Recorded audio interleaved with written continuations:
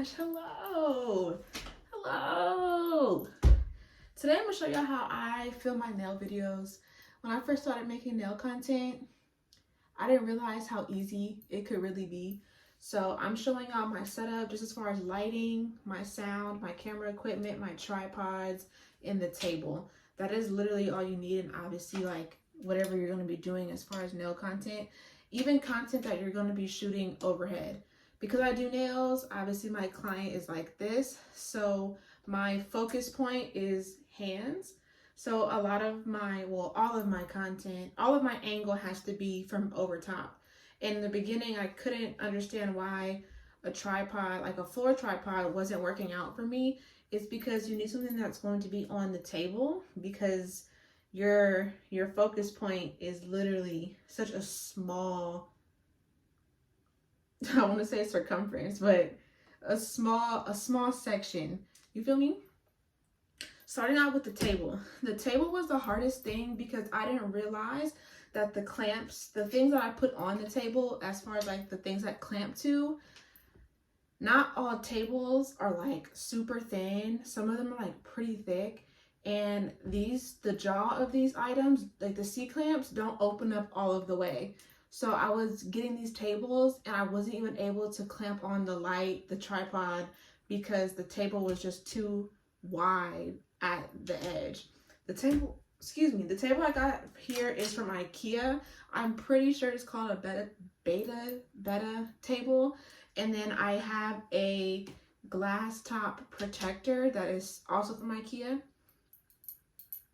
This table, when you do get it, it does come with 2 drawers that go on the opposite side. I just didn't put the drawers in because, as I said, I needed my C-clamps to fit on the table. So I just threw away the drawers and used the table for what it is. The lamp I use is the Slimline 3 daylight lamp. This lamp, I'm not gonna lie, she was a bit pricey, but it's worth the investment, especially if they still got Klarna. Use Klarna, be on time with your payment. It's like 3 payments of like $60. It's a breeze if you do it that way. But I got this lamp and I have used it since the beginning of my career, and it has not gone out on me or nothing like that. And it's the most durable lamp I have ever used. It does have 3 light settings, and then it clicks off just like this. It takes up no tabletop space, which is what I really like. In the beginning, I used to have a light that was on the table, but you have to realize that your table is your real estate. So things that are supported just by C-clamps are the most ideal thing for trying to create content. That's the lamp. The armrest obviously helped a lot, because before I had the armrest, clients were just doing like this, and they tend to kind of migrate all over the table, which makes sense. But having the armrest really does tell the client, like, okay, I gotta stay right here, and it just makes it so much easier when you're keeping yourself in frame. This right here is the tabletop tripod that I use. I got this off Amazon, and it has attachments to it. So typically, can you see the top? You can't. It's for a DSLR camera, but it goes on the table, which is all cool and all. This arm came with this clamp tripod, and it is just a vertical arm. And all I did was take this off of here and attach it to my tabletop, and it screws on super easy. And this is the thing that I really was so smart in purchasing, because it gives me that exact angle that I want, and the base is heavy enough to hold my DSLR camera up top and at an angle. At an angle though, just so I don't fuck my camera up, I do still put a weight on the base, but it's so much heavier than a lot of other tabletop tripods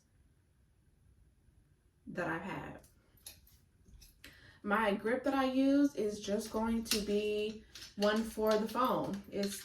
They came with the tripods, and it's just a phone clip, the ones that just spring out.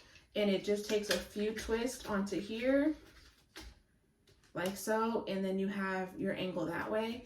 Even if you weren't filming an overhead shot, you could still take it, twist it, and turn it upright, and you could put this and have it be your view. If you want to add your view of like what you're doing, what you're talking about on like a table surface without this having to be on the floor, it's so ideal. So it's pretty versatile, honestly. But like I said, I use it this way, just like so. On my table, I need an extension cord, which is here, because when I do plug in my camera, but most times, y'all, I use an iPod. I use an iPod to film all of my nail content.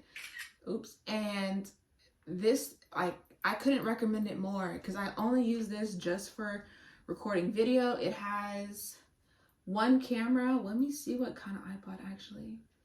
I should have looked this up before. It don't even say. Whatever iPod Apple is making currently, this is what this is. And this just clips into here.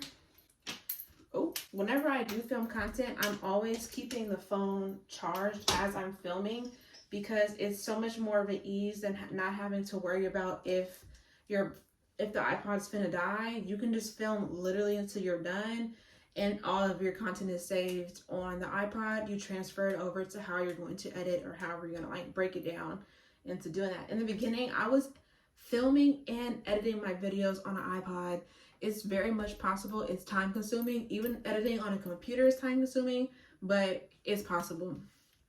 So all those videos in the beginning, when I was doing my Nailed by John swatches, my Watch Me Work of that purple marble set, that was filmed and edited through iMovie on an iPod. After that, this tripod or clamp, but not even tripods, I don't have 3 legs. What would these be called? I don't know, here nor there.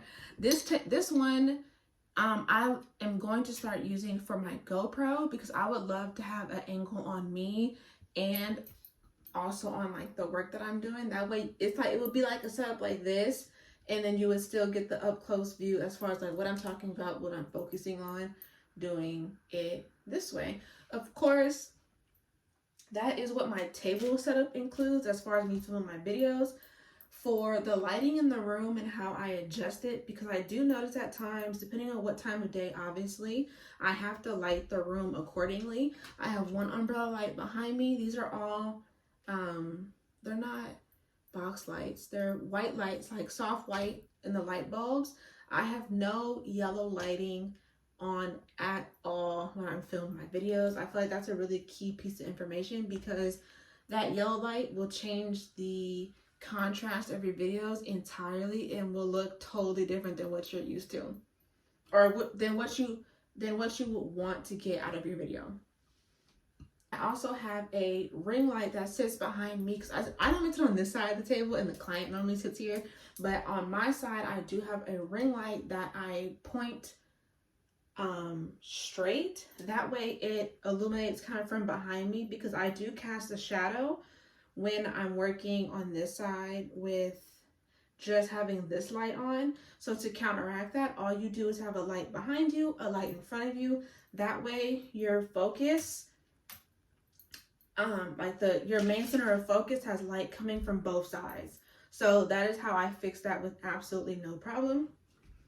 And I'm also tell you guys, because this is a glass tabletop, you are able to see the light from my ring light and the overhead light. So to counteract that, I put a dental bib down, my towels, my regular nail setup I put down so that you don't see that light, because sometimes that also will affect the outcome of the video and how it comes out.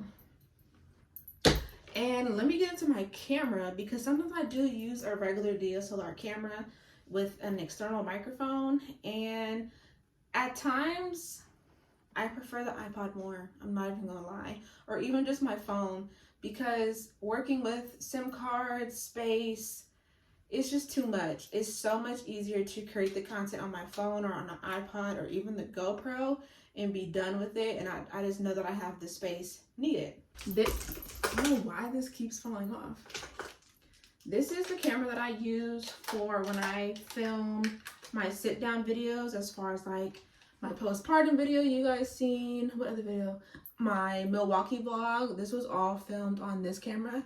This is the Canon EOS Rebel SL2 with an 18-55 lens on it. I feel like if you want a wide angle, get a wide angle, but an 18-55 is more than enough of a frame that will have a lot of the background in it, and it will be very spacious as far as it not being too tight. This one does have a viewfinder that comes out and around on the other side. My external mic I use for this is the Rogue. I don't even know, why did she want to keep falling off? That's my question. I don't know. I'm gonna have to look into this one. Look into this one as far as the exact name for y'all. It is battery operated, so it does take those big 9-volt batteries. You pop the battery in, you turn it on, you plug it up, you have your external mic, and the audio is so much better when you do it that way. When I use my audio for my iPod, which is just right here, is an external mic that I just clip onto me in my personal, like if I'm wearing obviously like a shirt or something, I'll clip it on. The other end plugs into the iPod, and that is how I get the audio to quality to be a lot better than just using the iPod. And doing my voiceovers, I use the external mic on that.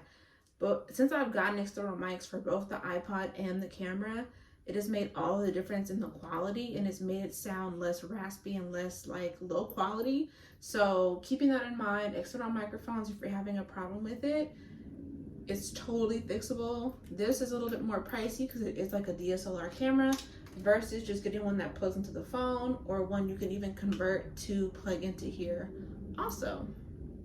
And that is my video of my content and how I create my nail content. Thank you guys so much for watching. Please subscribe to my channel, and anything and everything helps. I appreciate y'all. I love y'all. Bye.